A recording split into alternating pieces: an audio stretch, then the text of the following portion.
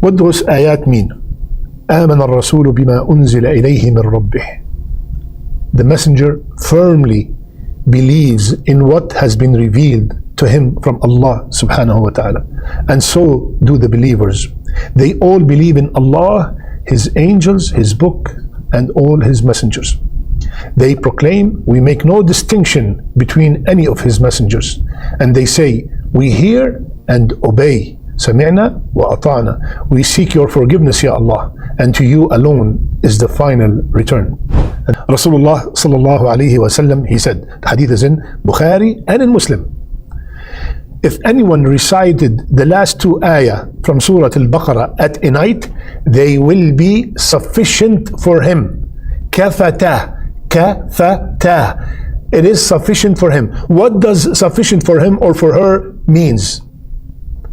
Number one, some of the scholars, they said it is sufficient for him for performing qiyam. Yani, if we recited those two ayahs before we sleep or at night, as if we have performed qiyam that night, it is equivalent to praying tahajjud that night. Such lights were not given to any prophet before you. These are Fatihatul Kitab, Surah Al-Fatiha, and the concluding ayat of Surah Al-Baqarah.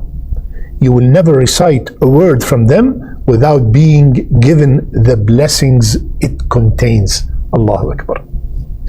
Look at the importance of Surah Al-Fatiha and the last two ayahs of Surah Al-Baqarah.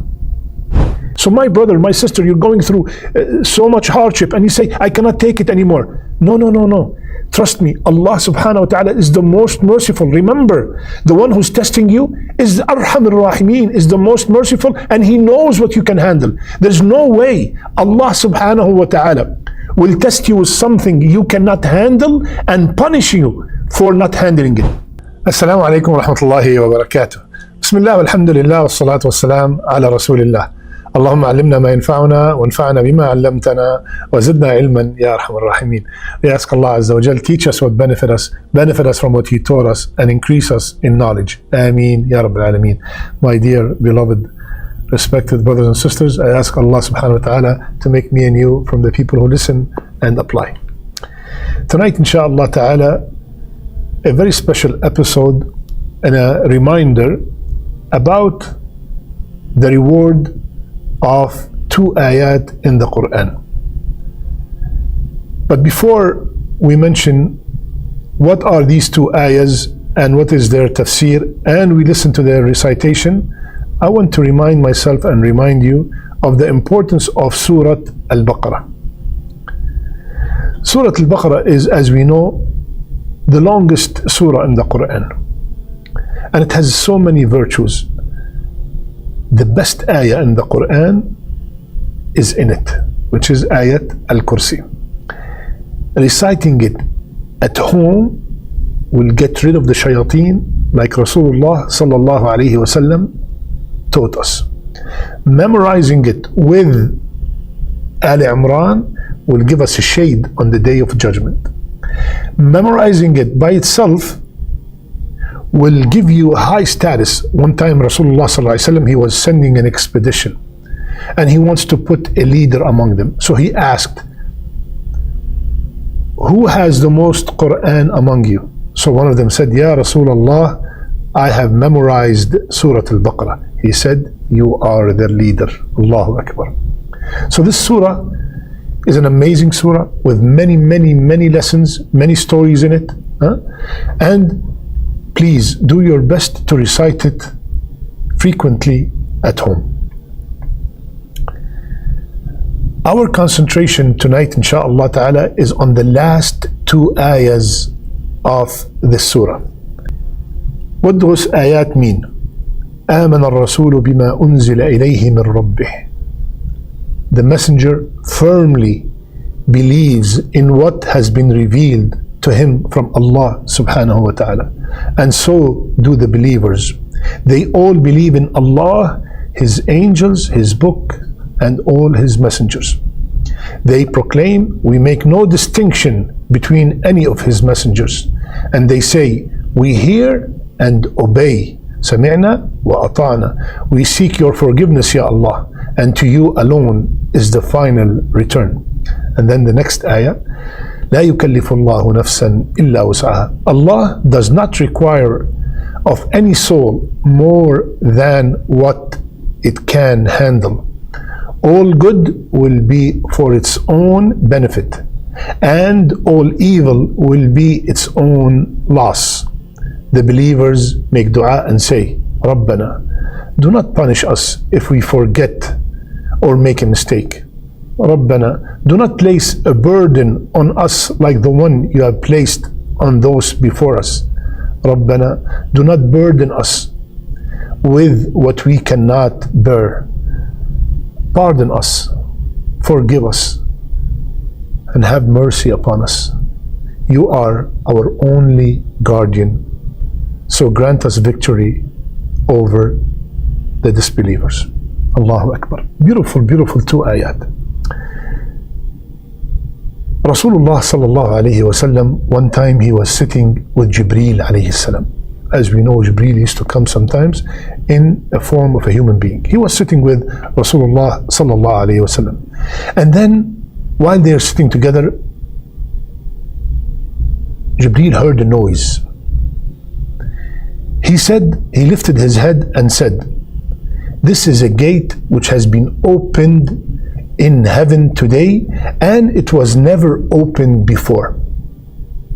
Then an angel descended through it. And Jibreel said, this is an angel who has come down to earth today. He never came down before. The angel sent greetings to Jibreel alayhi salam and to Rasulullah sallallahu alayhi wasallam and said, rejoice with two lights given to you. To Rasulullah sallallahu alayhi wasallam, rejoice with two lights given to you. Such lights were not given to any prophet before you. These are Fatihatul Kitab, Surah Al-Fatiha, and the concluding ayat of Surah Al-Baqarah. You will never recite a word from them without being given the blessings it contains. Allahu Akbar. Look at the importance of Surah Al-Fatiha and the last two ayahs of Surah Al-Baqarah. The first ayah, Aman al-Rasul, is discussing the arkan, the pillars of Iman. And the second ayah is telling us, subhanAllah, it gives comfort to everyone, is telling us that my hardships are designed for me. لا يكلف الله نفسا إلا وسعها. When we try to compare ourselves to others, we should remember this, that Allah subhanahu wa ta'ala does not overburden me with any act of worship I cannot perform, and at the same time He cannot burden me with any calamity that I cannot handle. لا يكلف الله نفسا إلا وسعها. So my brother, my sister, you're going through so much hardship and you say, I cannot take it anymore. No. Trust me, Allah subhanahu wa ta'ala is the most merciful. Remember, the one who's testing you is Arham al-Rahimin, is the most merciful, and He knows what you can handle. There's no way Allah subhanahu wa ta'ala will test you with something you cannot handle and punish you for not handling it. Impossible. We do not do this to one another. How could the most merciful do this to us? Impossible. So whatever you're going through, know that you can handle it bi'idhnillah, with patience, with seeking help with Allah, with surrounding yourself with righteous people. You will be able to handle it. Don't give up. The shaitan wants me and you to give up. لا يكلف الله نفسا إلا وسعها. And then the beautiful, amazing dua after that confirms that. Subhanallah. So my brothers and sisters, what is the reward of reciting those two ayahs specifically at night? Rasulullah sallallahu alayhi wasallam, he said, the hadith is in Bukhari and in Muslim, if anyone recited the last two ayah from Surah Al-Baqarah at a night, they will be sufficient for him. كفتاه. كفتاه. It is sufficient for him. What does sufficient for him or for her means? Number one, some of the scholars, they said it is sufficient for him for performing qiyam. يعني if we recited those two ayahs before we sleep or at night, as if we have performed qiyam that night, it is equivalent to praying tahajjud that night. It is sufficient for me to pray qiyam. If I pray qiyam also, that is even bonus and extra.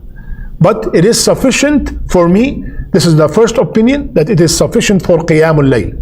The second opinion, sufficient here, kafatah, means it is a protection from all evil. Protection from all evil all through the night. Third opinion, protection from all shar, from all calamities. From all calamities, from all problems that could possibly happen. That is also, the first one is protection from shayateen. The second is protection from all kinds of hardships and calamities. Fourth, they said it is sufficient for him for reading Quran on that night. Yani every single one of us, we're supposed to have a relationship with the Quran and read some portion every night. When I read these two ayahs at night, it is sufficient for me as if I read my portion of that night. Allahu Akbar. Of course, that should not stop me from reading if I can. That will be more reward, inshallah. But if I can't, those two ayahs, kafatah, sufficient. And the fifth opinion, subhanallah, is sufficient from doing any other ibadah that night. Optional, of course. It is sufficient from any other optional ibadah on that night. Allahu Akbar. How long does it take? Subhanallah. 1 minute, 2 minutes, maybe less than that. Recite it slowly. Recite it with understanding now, subhanallah, you know exactly what it means and you know the virtues of it. It will give you more energy and more zeal to recite it every single night. My brothers and sisters, please memorize those two last ayahs of Surah Al-Baqarah. Memorize them. Even if it takes you a week to finish them, please memorize them. They include beautiful dua, and inshallah teach your children to memorize them also, especially from a young age, and remind them to recite them every night. We all know that the night starts from Maghrib. So anytime these two ayahs are recited after Maghrib, that will be considered at night. If you want to do it a habit to recite them before you sleep, Allahu Akbar. May Allah subhanahu wa ta'ala make us from the people who memorize these two ayahs, recite those two ayahs all the time, inshallah, and receive the promises of the reward of these two ayahs in our life. Ameen ya Rabbil Alameen. I love you all for the sake of Allah. Subhanakallahumma bihamdik. Nashhadu an la ilaha illa ant. Astaghfiruka wa natubu ilayk.